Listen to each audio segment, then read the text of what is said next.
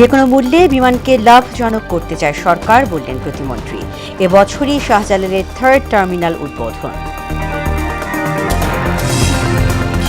সংরক্ষিত নারী আসন নির্বাচনে মনোনয়ন যাচাই বাছাই শেষ। বিএনপি জোট ও স্বতন্ত্র প্রার্থীদের বৈধতা ঘোষণা। বাতিল এনসিপির মনিরা সরকার। নারায়ণগঞ্জে জুলাই হত্যাযজ্ঞে শামীম ওসমান সহ 12 জনের অভিযোগ গঠনের আদেশ 5 মে। আসামি পক্ষের অব্যাহতি আবেদন খারিজ। এবং যুদ্ধবিরতি বাড়ানোর পরপরই ইরানি জাহাজ জব্দ করল মার্কিন বাহিনী। যুক্তরাষ্ট্রের সঙ্গে আলোচনায় প্রতিশ্রুতি ভঙ্গ সহ 3 বাধা দেখছে তেহরান।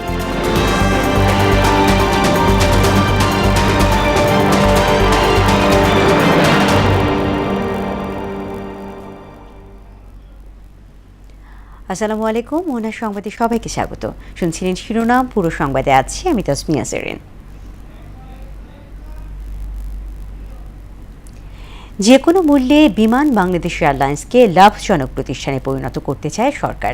এক্ষেত্রে প্রধানমন্ত্রী তারেক রহমানের নির্দেশনা রয়েছে বলে জানালেন বেসামরিক বিমান ও পর্যটন প্রতিমন্ত্রী এম রশিদুজ্জামান মিল্লাত। সচিবালয়ে সরকার প্রধানের সঙ্গে সাক্ষাৎ শেষে এসব কথা বলেন তিনি।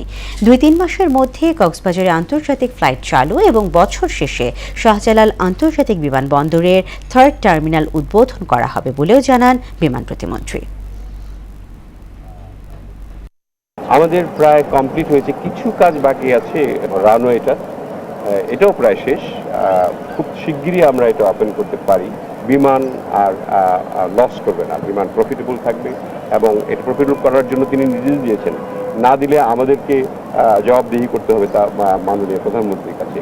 সো আমরা মনে করি যে উপদেশগুলি পেলাম, আমরা আজকে নির্দেশনা পেলাম, সেইভাবে কাজ করলে অবশ্যই বিমান একটা লাভজনক প্রতিষ্ঠানে পরিণত হবে। ঢাকা ও চট্টগ্রামে প্রতি কিলোমিটারে বাস ভাড়া 11 পয়সা বাড়ানো হয়েছে।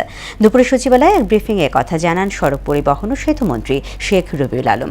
জ্বালানি তেলের দাম কমলে বাড়তি ভাড়া সমন্বয় করা হবে বলেও জানান তিনি। সিটি কর্পোরেশন এরিয়ায় এখন মনে হয় 2 টাকা 42 পয়সা আছে পার কিলোমিটার, সেটা 11 পয়সা যুক্ত হয়ে 2.53 টাকা আপনার হবে, তাতে 4.45% বাড়ছে। আবার যদি আন্তঃজেলা যান 2 টাকা 12 পয়সা আছে, সেখানে আবার 11 পয়সা যুক্ত হবে, 2 টাকা 23 পয়সা হবে পার কিলোমিটার, সেটা 5.19% বাড়ছে। আবার ডিটিসি এরিয়া যেটা আছে সেখানে 2 টাকা 32 পয়সা আছে পার কিলোমিটার এই মুহূর্তে ভাড়া, সেটা 11 পয়সা যুক্ত হয়ে 2 টাকা 43 পয়সা হবে, যেটা 4.74% বাড়বে। আর এটাই হচ্ছে এই মুহূর্তে সিদ্ধান্ত। তাদের অন্যান্য বেশ কিছু দাবি ছিল, সেটা আমরা এই মুহূর্তে বিবেচনায় নিতে। দেশের সব পাটকল দ্রুত সচল করার কথা জানিয়ে পাট ও বস্ত্রমন্ত্রী খন্দকার আব্দুল মুক্তাদির বলেছেন, ডিসেম্বরের মধ্যে আরও 6টি পাটকল বেসরকারি কর্তৃপক্ষের কাছে হস্তান্তর করা হবে। বন্ধ পাট মিল ইজারা সংক্রান্ত বিষয়ে স্টক হোল্ডারদের সঙ্গে বৈঠক শেষে একথা বলেন তিনি। সচল হওয়া মিলে বৈদেশিক মুদ্রা অর্জনের পাশাপাশি বিপুল কর্মসংস্থান বলেও জানান পাটমন্ত্রী। 6টি মিল আমরা আশা করছি এই বছরের মধ্যেই, এই ডিসেম্বরের মধ্যেই আমরা প্রাইভেট সেক্টরের কাছে হস্তান্তর করতে পারব। পাট এবং বস্ত্রকলের অধীনে যে কয়টি মিল আছে, অদূর ভবিষ্যতে সবগুলি মিল আপনারা কোনোটি এই খাতে, কোনোটি ভিন্ন খাতের বিনিয়োগে চালু অবস্থায় দেখবেন, হাজার হাজার কর্মসংস্থান সৃষ্টি হতে দেখবেন এবং মূল্যবান বৈদেশিক মুদ্রা এবং অনেকগুলি ইম্পোর্ট সাবস্টিটিউট ইন্ডাস্ট্রি এই খাতে প্রতিষ্ঠিত হবে। 2 মাসে নেওয়া বিএনপি সরকারের 60 পদক্ষেপকে ইতিবাচক হিসেবেই দেখছেন রাজনৈতিক বিশ্লেষকরা। তারা বলেন, এত অল্প সময়ে নির্বাচনী ইশতেহার বাস্তবায়ন শুরুর নজির নেই। নতুন সরকারের কার্যক্রমে খুশি সাধারণ মানুষও, তবে দ্রব্যমূল্য নিয়ন্ত্রণ ও সুশাসন প্রতিষ্ঠা বড় চ্যালেঞ্জ বলে মনে করছেন তারা। মফিউর রহমানের রিপোর্ট। তারেক রহমানের নেতৃত্বাধীন বিএনপি সরকারের মেয়াদ 2 মাস পূর্ণ হয়েছে 17 এপ্রিল। এই সময় নির্বাচনের আগে দেয়া 31 দফা বাস্তবায়নের কাজ শুরু করেছে, যা রাজনৈতিক অঙ্গন সহ বিভিন্ন মহলে প্রশংসা কুড়াচ্ছে। মাত্র 2 মাসে জনকল্যাণে 60টি পদক্ষেপ নিয়েছে তারা। এই বাংলাদেশ থেকে অল্প পরিমাণে হলো বিদেশি খাদ্য রপ্তানি করতে সক্ষম হয়েছিল এই বাংলাদেশ। এই সময় উল্লেখযোগ্য কার্যক্রমের মধ্যে রয়েছে ফ্যামিলি কার্ড, কৃষক কার্ড, 12 লাখ ক্ষুদ্র ও প্রান্তিক কৃষকের 10,000 টাকা পর্যন্ত ঋণ মওকুফ। সম্মানিত কৃষক শাহানুর আলম। এছাড়াও রয়েছে সংসদে 133টি অধ্যাদেশ নিষ্পত্তি। এর মধ্যে মানবাধিকার কমিশন, গুম প্রতিরোধ প্রতিকার অধ্যাদেশ সহ 16টি অধ্যাদেশ যাচাই বাছাই করে আবার সংসদে বিল আকারে উত্থাপন, জুলাই সনদ বাস্তবায়নের অঙ্গীকার, খাল খনন সহ জনকল্যাণকর আরও নানা প্রকল্প। দেশের নাগরিকরা সুবিধা পাবে, এটা অবশ্যই একটা প্রশংসনীয় উদ্যোগ। যেমন কৃষক কার্ড, ফ্যামিলি কার্ড, এটা বৃহত্তর পরিসরে না হলেও একটা ক্ষুদ্র পরিসরে কিন্তু স্টার্ট হয়েছে। সহযোগিতা আমরা সবাই করব যাতে দেশটা ভালোভাবে গড়ে তুলতে পারে। 4,68,220 পদ পূরণের জন্য কর্মপরিকল্পনা, বন্ধ কারখানা ও শিল্প প্রতিষ্ঠান চালু, economic zone, basic hitech park ও ইন্ডাস্ট্রিয়াল ক্লাস্টারের তালিকা করে ব্যবসা ও স্থানীয় বিশ্ববিদ্যালয়ের সঙ্গে ইকোসিস্টেম তৈরি সহ অর্থনীতিকে শক্তিশালী করতে একগুচ্ছ পদক্ষেপ গ্রহণ করেছে সরকার। সরকারের এসব পদক্ষেপকে যুগান্তকারী হিসেবে দেখছেন রাজনৈতিক বিশ্লেষকরা। এটাই হলো বাংলাদেশের মানুষের বড় অর্জন, যে সরকার যারা ক্ষমতায় আসছে তারা যে ম্যানিফেস্টোতে যে কমিটমেন্টগুলো দিয়েছিল সেই কমিটমেন্টগুলো দিনে দিনে যে বাস্তবায়ন করছে। 2034 সালের মধ্যে $1 ট্রিলিয়ন অর্থনীতিতে রূপান্তর ও বিদেশি বিনিয়োগ সহজীকরণের সিদ্ধান্ত নিয়েছে সরকার। এসব সিদ্ধান্তকে রাজনৈতিক বিশ্লেষকরা সাধুবাদ জানালেও তারা বলেন সরকারের সামনের পথ মসৃণ নয়, বরং অনেক চ্যালেঞ্জ পার করে তাদের সামনে এগোতে হবে। বিরোধী দল বড় চ্যালেঞ্জ আমি মনে করি। বিরোধী দল অ্যাক্টিভলি সরকারের সমালোচনা করছে এবং এই সমালোচনাটাকে রেসপন্স করবে কিভাবে বিএনপি তার কর্মকাণ্ডের দ্বারা, অথবা এই সমালোচনাকে কিভাবে আর করার সুযোগ না দেওয়া যায়। মধ্যপ্রাচ্য সংকটের কারণে জ্বালানি তেল নিয়ে বৈশ্বিক চ্যালেঞ্জের মুখে পড়লেও শিগগিরই কূটনৈতিক চ্যানেলের মাধ্যমে তা কাটিয়ে উঠবে বলেও মনে করেন তিনি। আমেরিকা যেহেতু আমরা মার্কিন যুক্তরাষ্ট্রের সাথে পলিসি আলাই আছি কিছুটা, সুতরাং আমরা এখনই যদি মার্কিন যুক্তরাষ্ট্রের শত্রুদের কাছে তেল খুঁজি, আমার কাছে মনে হচ্ছে এটা এখনই সুযোগ নেই। আর এর জন্য আমরা পারস্পরিক আলাপ করতে পারি, আমেরিকার সাথে বাংলাদেশের কর্তৃপক্ষ আলাপ হতে পারে যে তাদের এই প্রবলেম হচ্ছে। গেল 2 মাসে সরকার মানবাধিকার রক্ষায় যে রেকর্ড তৈরি করেছে তা জনগণের প্রত্যাশা পূরণ করেছে বলেও মত দেন এই বিশেষজ্ঞ। নাগরিক ভঙ্গিমা দেখাচ্ছেন যেগুলোর মধ্যে দিয়ে বোঝা যাচ্ছে উনি নাগরিক বান্ধব প্রধানমন্ত্রী হয়ে উঠেছেন। মফিউর রহমান, মোহনা সংবাদ, ঢাকা। ত্রয়োদশ জাতীয় সংসদের সংরক্ষিত নারী আসনের নির্বাচনে মনোনয়নপত্র বাছাই প্রক্রিয়া শেষ হয়েছে। শেষ দিনে বিএনপি জোট এবং স্বতন্ত্রদের প্রার্থিতা যাচাই বাছাই করা হয়। বিএনপি মনোনীত সব প্রার্থীকেই বৈধ ঘোষণা করে নির্বাচন কমিশন। এছাড়া বৈধতা পান একমাত্র স্বতন্ত্র প্রার্থীও। এদিকে এনসিপি প্রার্থী মুনিরা শারমিনের মনোনয়নপত্র বাতিল করা হয়েছে। সবাইকে আজকে একটা সমানভাবে নিয়ে আসার জন্য এই সরকার প্রতিজ্ঞাবদ্ধ, কারণ এই সংসদে যেন আমরা এখানে যারা এসেছি তারা সকলেই অভিজ্ঞ এবং তারা সকলেই দীর্ঘ সংগ্রামের আন্দোলনে তারা সংগ্রাম করেছে। সংরক্ষিত নারী আসনের যে একটা লক্ষ্য উদ্দেশ্য সেটাকে তো আসলে একটা বাধাগ্রস্ত হচ্ছে, কারণ রাজনৈতিক ক্ষমতায়নের ক্ষেত্রে যদি প্রতিষ্ঠিত নারীরা তারা যদি আসলে এই মানের কারণে, এই ক্ষুদ্র একটা চাকরির কারণে, যেটা আবার ছেড়ে দেওয়া হয়েছে, আমি তো পদত্যাগ করেছিলাম বেশ আগে, 3 বছর হয়নি, কিন্তু সেই জায়গা থেকে আসলে এটি একটু মানে জানি না, এটা আসলে ফাইনালি এটা আমি হয়তো এটা নিয়ে আপিল করবো। জুলাই আন্দোলনে নারায়ণগঞ্জে 10 জন হত্যাসহ 3 অভিযোগে মানবতা বিরোধী অপরাধ মামলায় শামীম ওসমান সহ 12 জনের বিরুদ্ধে অভিযোগ গঠনের বিষয়ে 5 মে আদেশ দেবেন আদালত। সকালে আন্তর্জাতিক অপরাধ ট্রাইব্যুনাল 1 এই দিন ধার্য করেন। এদিন আসামিদের পক্ষে ডিসচার্জ শুনানি করেন আইনজীবী আমির হোসেন ও শেখ মুস্তাবি হাসান। রাজনৈতিক কারণে তাদের এ মামলায় আসামি করা হয়েছে বলে ট্রাইব্যুনালের কাছে অভিযোগ করেন।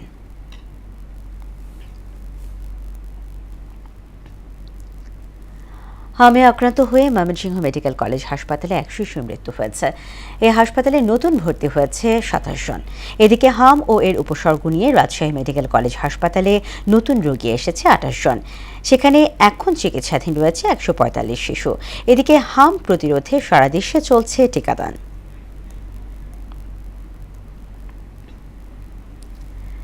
স্বাধীনতার ৫৫ বছরেও উন্নয়নের ছোঁয়া লাগেনি শেরপুর সদর থেকে মাত্র ১১ কিলোমিটার দূরত্বের ৩ গ্রামে। ব্রিজ ও রাস্তার অভাবে চরম ভোগান্তিতে এই চরাঞ্চলের কয়েক হাজার মানুষ।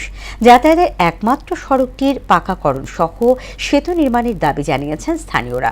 আর এলজিইডি নির্বাহী প্রকৌশলী বললেন, যাতায়াত ব্যবস্থার উন্নয়নে শিগগিরই ব্যবস্থা নেওয়া হবে। মইনুল হোসেন প্লাবনের তথ্যচিত্রে আরও জানাচ্ছেন তাসিন তারিন। শেরপুর সদর উপজেলার দুর্গম অঞ্চল হিসেবে পরিচিত ৬ নং চরগ্রাম, গোয়ালপাড়া ও পয়স্তির চর। সদর থেকে এইসব গ্রামের দূরত্ব ১১ কিলোমিটারের মধ্যে, কিন্তু সেখানে পৌঁছানো যেন এক দুঃসাহসিক যাত্রা। ৬ নং চরগ্রামের মাঝখান দিয়ে বয়ে চলা দশানী নদীতে নেই কোনো সেতু। অন্যান্য গ্রামে নদী পারাপারে ভরসা রাখতে হয় বাঁশ দিয়ে জোড়া লাগানো ব্রিজের উপর। রাস্তাঘাটের অবস্থাও করুন। শুষ্ক মৌসুমে ভ্যান কিংবা ঘোড়ার গাড়ি চলে, কিন্তু বর্ষা এলেই দুর্ভোগ পৌঁছায় চরমে। ৪ থেকে ১০ ফুট পানিতে তলিয়ে যায় পুরো রাস্তা। তখন চলাচলের একমাত্র ভরসা নৌকা। ঘোড়া গাড়ি দেয়, যে ঠেলা গাড়ি দেয়, পোলাপান যাবার পায় না। ৬ নং চর, পয়স্তির চর, গোয়ালপাড়া এর ভিতরে কোনো উন্নয়নের ছোঁয়া লাগে নাই। কোনো লোক যদি অসুস্থ হয়ে পড়ে আমাদের নিয়ে যেতে খুব কষ্ট হয়। আমরা যে আবাদ করি আমরা সেবা করে মানে আমরা বেচা কিনি কম দামে বেচন নাকি। খরার সময় তোর হাইড়ে যাইতে হয়। অনেক শিক্ষক এখানে পদায়ন হয়, কিন্তু ১-২ দিন ক্লাস নিতে আসার পরে তারা আর আসতে চায় না। এই দাবি সেটা হচ্ছে বন্যামুক্ত রাস্তা চাই, আর আমাদের দশানের উপর ব্রিজ চাই। বন্যা সুরক্ষিত রাস্তা সহ সেতু নির্মাণের দাবিতে সম্প্রতি মানববন্ধন করেন শিক্ষার্থী ও সচেতন মহল সহ স্থানীয় কয়েক হাজার বাসিন্দা। অবহেলিত এই জনপদের অবকাঠামো উন্নয়ন না হওয়া পর্যন্ত চরবাসীর সংগ্রাম অব্যাহত থাকবে বলে জানিয়েছেন শেরপুর ১ আসনের সংসদ সদস্য। যখনই সুযোগ এসেছে রাস্তাঘাট নিয়ে কথা বলার, ব্রিজ কালভার্ট নিয়ে কথা বলেছি। আমি মনে করি যে এটি বাস্তবায়ন হলে এই বিপুল সংখ্যক মানুষের জন্য একটি বিরাট বড় স্থান হবে। চরাঞ্চলের মানুষের দাবির প্রেক্ষিতে দ্রুত সময়ের মধ্যে নকশার কাজ শেষ করে সেতু নির্মাণ কাজ শুরুর আশ্বাস দিয়েছে জেলা প্রশাসন ও এলজিইডি কর্তৃপক্ষ। দশানী ব্রিজের ডিজাইন, ড্রয়িং এগুলি চলতেছে। অল্প দিনের মধ্যে সেটা বাস্তবায়নে যাব আমরা। এক্সএন মহোদয় এলজিডি অলরেডি বলেছেন এটা কাজ শুরু হয়ে গেছে, ড্রয়িং ডিজাইন শেষ হয়েছে। আপনারা আমাদের মাননীয় সংসদ সদস্য মহোদয়ের নজরে এনেছেন, আমি সরকারের নজরে আনব। চরাঞ্চলের ওই ৩ গ্রামের অন্তত একটি সেতু এবং বন্যা সহনীয় টেকসই রাস্তা তৈরিতে সরকারি পদক্ষেপের দিকে তাকিয়ে আছেন স্থানীয়রা। তাহসিন তারিন, মোহনা সংবাদ। ১২ বছরের সংস্কার না করায় চলাচলের অনুপযোগী হয়ে পড়েছে লক্ষ্মীপুরের রায়পুর পীর ফয়জুল্লাহ সড়ক। প্রতিনিয়ত ঘটছে দুর্ঘটনা। বর্ষা মৌসুমের আগে মেরামত না করলে জনদুর্ভোগের আশঙ্কা রয়েছে। নাজিমুদ্দিন রিয়াদের পাঠানো তথ্যচিত্রে জানাচ্ছেন মিশাল বিনতে আনোয়ার। লক্ষ্মীপুরের রায়পুর উপজেলার পীর ফয়জুল্লাহ থেকে কাফেলাতলী সড়কটির বেহাল দশা। হাজারো যানবাহন সহ লাখো মানুষের চলাচলের একমাত্র মাধ্যম এটি। খানাখন্দে ভরা সড়কটি প্রায় এক যুগেও সংস্কার না করায় বিভিন্ন অংশ ভেঙে গর্তে পরিণত হয়েছে। এটি স্কুল কলেজগামী শিক্ষার্থী, রোগী, কর্মজীবী ও সাধারণ মানুষকে প্রতিদিনই পোহাতে হচ্ছে ভোগান্তি। ব্যারিং ভাঙে, এক্সেল ভাঙে, ঘুরা ঘুরা গাড়ি নষ্ট হয়ে যায়। এত বেশি গর্ত যে ১ হাঁটু পর্যন্ত মানে কম বেশ মানে গর্ত হয়ে আছে। এই কারণে প্রতিদিন এখানে অ্যাক্সিডেন্ট হয়। ডেলিভারি রোগী গেলে খুব অসুবিধা হয়, যেমন লাগে ডেলিভারি হয়েই যায় রাস্তা। গেল সরকারের আমল ও বর্তমান সরকার ক্ষমতায় এসেও এই সড়কটির মেরামতের উদ্যোগ না নেয়ায় তীব্র ক্ষোভ প্রকাশ করেন জনসাধারণ। কর্তৃপক্ষের উদাসীনতায় সড়ক মেরামত হচ্ছে না বলে দাবি ভুক্তভোগীদের। ১০-১২ বছর রাস্তা ভাঙা, আমলিগের আমলের রাস্তা হয় নাই, এই বিএমপির আমলের রাস্তা হয় না, এরা শুধু ঘোরাঘুরি করে। এই রাস্তাটা এই অবস্থা, একটু থানাগুলো উড়ে যায় না। এখানে নেতা লিডার হয়তো অভাব নেই মানুষের, কিন্তু জনগণের খেদমত করি না কোনো লোক পাইতেছি না আমরা চাই যে অতি দ্রুত বন্যাকালীন আসার আগেই আমাদের এই রাস্তাটা মেরামত হোক। বিষয়টি স্বীকার করে পৌরসভার আংশিক অংশে চলমান প্রকল্পের মাধ্যমে মেরামত করা অথবা নতুন করে আর্থিক বরাদ্দের মাধ্যমে সংস্কার করার আশ্বাস দেন উপজেলা নির্বাহী অফিসার। এই রাস্তাটির কিছু কিছু অংশে মেরামত বা সংস্কার প্রয়োজন, এটি আমাদের নজরে এসেছে। আমরা আমাদের প্রকল্প থেকে প্রয়োজনীয় আর্থিক বরাদ্দ পাই, তাহলে আমরা রাস্তাটি সংস্কার, মেরামত অথবা নতুন করে রাস্তাটি নির্মাণ করার জন্য প্রয়োজনীয় ব্যবস্থা গ্রহণ করব। বর্ষার আগে কর্তৃপক্ষ মেরামতের ব্যবস্থা গ্রহণ না করলে বড় ধরনের দুর্ঘটনার আশঙ্কা করছেন স্থানীয়রা। মিশাল বিনতে আনোয়ার, মোহনা সংবাদ। এবার আন্তর্জাতিক। যুদ্ধবিরতি অনির্দিষ্টকালের জন্য বাড়ানোর একদিন পরে ইরানের পতাকাবাহী 3টি জাহাজ জব্দ করেছে মার্কিন প্রতিরক্ষা বাহিনী। এদিকে যুক্তরাষ্ট্রের সঙ্গে কার্যকর আলোচনার ক্ষেত্রে 3টি বড় বাধার কথা উল্লেখ করেন ইরানের প্রেসিডেন্ট মাসুদ পেজেশকিয়ান। বিস্তারিত প্রিয়াঙ্কা নিতুই ডেস্ক রিপোর্ট। ইরানের পতাকাবাহী 3টি ট্যাঙ্কার জাহাজ জব্দ করেছে মার্কিন প্রতিরক্ষা বাহিনীর কেন্দ্রীয় কমান্ড সেন্টকম। জাহাজ 3টির নাম DPC-7 এবং দোরেনা। জাহাজগুলোতে পর্যাপ্ত পরিমাণে অপরিশোধিত তেল ছিল। মার্কিন প্রতিরক্ষা কর্মকর্তারা এ তথ্য জানিয়েছে। এদিকে জলপথ হরমুজ প্রণালীতে ইরানি প্রতিরক্ষা বাহিনীর পেতে রাখা জলমাইন অপসারণে কাজ শুরু করেছে মার্কিন নৌবাহিনী। হরমুজকে সম্পূর্ণভাবে মাইন মুক্ত করতে প্রায় 6 মাস সময় লাগবে বলে জানান যুক্তরাষ্ট্রের প্রতিরক্ষা দপ্তর।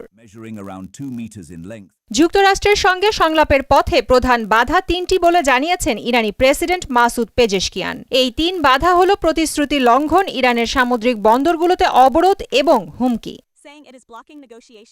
যুক্তরাষ্ট্র ও ইসরায়েলের পক্ষ থেকে নির্লজ্জভাবে যুদ্ধবিরতি লঙ্ঘনের অভিযোগে কৌশলগতভাবে অত্যন্ত গুরুত্বপূর্ণ হরমুজ প্রণালী পুনরায় উন্মুক্ত করা সম্ভব নয় বলে সাফ জানিয়ে দিয়েছে ইরান। বুধবার এক বিবৃতিতে ইরানের প্রধান আলোচক মোহাম্মদ বাঘের গালিবাফ এই ঘোষণা দেন।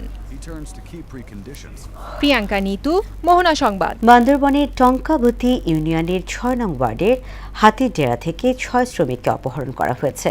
পুলিশ ও স্থানীয়দের তথ্য মতে বুধবার রাত 11:30টায় মোহাম্মদ ইসমাইলের মালিকানাধীন রাবার বাগান থেকে সন্ত্রাসীরা তাদেরকে অপহরণ করে নিয়ে যায়। অপহৃতরা হল মোহাম্মদ ইসমাইল, মোহাম্মদ আরাফাত, মোহাম্মদ শফিক, নুরুল আফসার, মোহাম্মদ কলিমুল্লাহ, মোহাম্মদ রমিত। গাজীপুরের কালিয়াকৈরে বোরো ধানে ব্লাস্ট রোগের আক্রমণে দিশেহারা হয়ে পড়েছেন কৃষকরা। ক্ষতিগ্রস্ত হয়েছে কয়েক হেক্টর জমির ধান। কৃষি কর্মকর্তাদের কাছ থেকে তেমন পরামর্শ না পাওয়ার অভিযোগ চাষিদের। যদিও কৃষি বিভাগ বলছে এমন অভিযোগ প্রমাণিত হলে সংশ্লিষ্টদের বিরুদ্ধে ব্যবস্থা নেওয়া হবে। আলহাজ হোসেনের প্রতিবেদন জানাচ্ছেন মাহমুদ আক্তার। চলতি মৌসুমে গাজীপুরের কালিয়াকৈর উপজেলার 9টি ইউনিয়নে প্রায় 10,260 হেক্টর জমিতে বোরো ধানের আবাদ করা হয়েছে। কিন্তু হঠাৎ ব্লাস্ট রোগের আক্রমণে ক্ষতির মুখে পড়েছেন কৃষকরা। মাঠের পর মাঠ ধান গাছ শুকিয়ে চিটা হয়ে গেছে। কৃষকদের দাবি কৃষি অফিস থেকে কোনো পরামর্শ দেওয়া হচ্ছে না। এতে করে হতাশায় পড়েছেন তারা। এই ধানের কি অবস্থা, এই ধানের পুরো কালো দাগ হয়ে সরাব মনে 80 ডিসিমাল জায়গা হইছি, মনে করেন 80 ডিসিম দইরাই আমার মনে করেন এই অবস্থা হয়েছে। অনি আমি কাইটা কামলা দেয়া ঘরে নিমু তাও নিয়ে হারুম না। ওষুধ মেডিসিন দিব এরকম কিছু দেয় না। যখন কৃষকরা এরকম বিপদে পড়ে উপজেলায় যায় তখন তারা কিছু ওষুধ লিখে দেয় যেটা আর কোনো কাজ লাগে না। ধান তো একটা আমাকে কি অবস্থা, এই যে পাখিতে 3-4 মন করে জানাবো আমরা কেমনে চলুন বাচ্চা নিয়ে। মাঠ পর্যায়ে কৃষকদের যদি কোনো কর্মকর্তা পরামর্শ দিতে অস্বীকৃতি জানায় তাদের বিরুদ্ধে কঠোর ব্যবস্থা নেওয়া হবে বলে জানায় কৃষি বিভাগ। যদি এরকম কেউ মানে প্রমাণ হয় যে উনি কৃষকের পাশে নাই, পরামর্শ দেয় নাই, সরকারি দায়িত্ব পালন করবে কিন্তু কৃষকের অভিযোগ দিলে আসলে যদি সত্য হয় আমরা কিন্তু তার ব্যবস্থা নেব। পরিস্থিতি মোকাবেলায় মাঠ পর্যায়ে কৃষকদের পরামর্শ সহ নিয়মিত তদারকি করছে বলে জানায় এই কর্মকর্তা। কৃষকরা একটু আমাদের সাথে যোগাযোগ করে আমরাও এটা পরামর্শ দিতে পারবো। এর বাইরে আমাদের ডিপার্টমেন্টের যে বিষয়গুলো আছে আমাদের কর্মকর্তাদেরকে আমরা জোর দিচ্ছি, জোর তাগিদ দিচ্ছি যাতে মাঠ পর্যায়ে আরো একটু বেশি করে যেন একটু খোঁজখবর বা মাঠের যে বিষয়গুলো তদারকি করা এগুলো করা যায়। দ্রুত কার্যকর পদক্ষেপ না নিলে উৎপাদন ব্যাহত হওয়ার শঙ্কা রয়েছে বলে মনে করছেন সংশ্লিষ্টরা। মাহমুদ আক্তার, মোহনা সংবাদ। আবারও দেশের বাইরে খবর। ভারতের পশ্চিমবঙ্গে বিধানসভা নির্বাচনের প্রথম ধাপে শুরু হয়েছে ভোট গ্রহণ। 294টির মধ্যে প্রথম দফায় 16টি জেলার 152টি আসনে চলছে ভোট উৎসব। অন্তত 80টি আসনে তীব্র প্রতিদ্বন্দ্বিতা হতে পারে বলে ধারণা করা হচ্ছে। গণতন্ত্রের উৎসবে সামিল হতে ভোটারদের প্রতি আহ্বান জানিয়েছেন ভারতের প্রধানমন্ত্রী নরেন্দ্র মোদী। বিস্তারিত প্রিয়াঙ্কা নিতুর desk report. The West Bengal Assembly elections has ended. Paschimbanga বিধানসভা নির্বাচনের প্রথম পর্বে 152টি আসনে ভোট গ্রহণ চলছে। 16 জেলার বিস্তীর্ণ এলাকা জুড়ে অনুষ্ঠিত ভোট পর্বে প্রায় 3.5 কোটির বেশি ভোটার অংশ নিচ্ছেন। 36 million voters. এদিকে ভোট গ্রহণ পর্ব শুরু হতেই রাজ্যবাসীর উদ্দেশ্যে সামাজিক মাধ্যমে পোস্ট করেছেন প্রধানমন্ত্রী নরেন্দ্র মোদী। গণতন্ত্রের উৎসবে অংশ নিতে ভোটারদের প্রতি আহ্বান জানান তিনি। বিশেষ করে তরুণ এবং নারী মহিলাদের কেন্দ্রে যাওয়ার অনুরোধ করেন নরেন্দ্র মোদী। নির্বাচন কমিশন কড়া নিরাপত্তার মধ্য দিয়ে ভোট আয়োজন করছে। প্রায় 2407টি কোম্পানির কেন্দ্রীয় সশস্ত্র বাহিনী মোতায়েন করা হয়েছে। 7 সহস্রাধিক বুথকে অতি সংবেদনশীল হিসেবে চিহ্নিত করা হয়েছে এবং সেখানে বিশেষ নজরদারি চলছে। রাজনৈতিকভাবে এই দফার নির্বাচনকে অত্যন্ত গুরুত্বপূর্ণ বলে মনে করা হচ্ছে। বর্তমান শাসক দল তৃণমূল কংগ্রেস নিজেদের শক্ত ঘাঁটি ধরে রাখতে মরিয়া। অন্যদিকে বিজেপি উত্তরবঙ্গ ও সীমান্তবর্তী এলাকায় ভালো ফলের আশায় রয়েছে। একাধিক আসনে সরাসরি 2 দলের লড়াই হলেও কিছু জায়গায় ত্রিমুখী বা বহুমুখী প্রতিদ্বন্দ্বিতাও দেখা যাচ্ছে। প্রিয়াঙ্কা নিতু, মোহনা সংবাদ। শেষ করব মোহনা সংবাদ, যে আবার কি শিরোনামগুলো আরো একবার।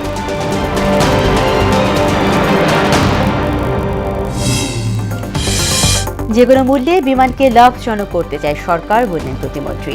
এবছরই শাহজালালের 3rd টার্মিনাল উদ্বোধন। সংরক্ষিত নারী আসন নির্বাচনে মনোনয়ন যাচাই বাছাই শেষ। বিএনপি জোট ও স্বতন্ত্রদের প্রার্থিতা বৈধ ঘোষণা। বাতিল এনসিপির মনিরা শারমিন। নারায়ণগঞ্জে জুলাই হত্যাযজ্ঞে শামীম ওসমান সহ 12 জনের অভিযোগ গঠনের আদেশ 5 মে। আসামি পক্ষের অব্যাহতি আবেদন খারিজ। এবং যুদ্ধবিরতি বাড়ানোর পরপরই ইরানি জাহাজ জব্দ করল মার্কিন বাহিনী। যুক্তরাষ্ট্রের সঙ্গে আলোচনার প্রতিশ্রুতি ভঙ্গ সহ 3 বাধা দেখছে তেহরান। দর্শক, এই ছিল মোহনা সংবাদে। পরবর্তী সংবাদ বিকেল 5:30টায়। এর আগে বিকেল 3টায় দেখবেন সংবাদ এক নজরে। এছাড়া মোহনার সবশেষ খবর জানতে ভিজিট করুন www.mohana.tv। সংবাদ দেখতে পারেন আমাদের ফেসবুক পেজ ও ইউটিউবেও।